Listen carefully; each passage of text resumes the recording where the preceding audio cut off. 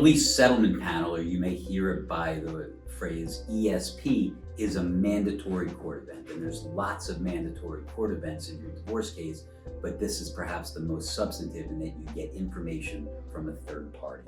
The purpose of the early settlement panel is for litigants and attorneys alike to get a recommendation from well-seasoned practicing attorneys who will have reviewed papers that were submitted on behalf of the clients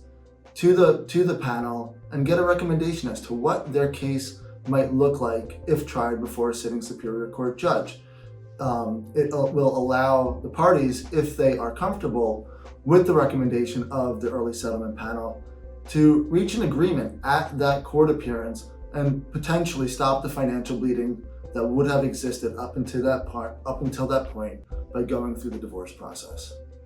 And the procedure of it, as Vito said, other than the panelists receiving submissions in advance, which you'll review and go over with your attorneys to make sure that it reads it the way that you want it to, is that the panelists will meet with the lawyers first and ask any clarification questions that they may have about the submissions. And this procedure, by the way, is whether things continue virtually, which they are in most counties right now, or they're in person.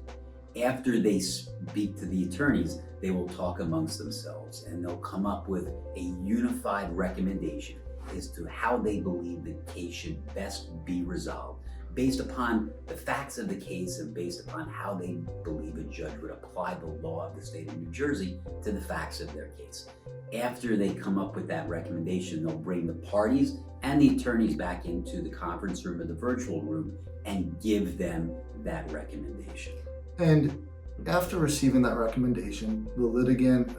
will talk to the attorney. They'll go over whether or not they feel that the recommendation is acceptable to them. And if it's acceptable to them, they'll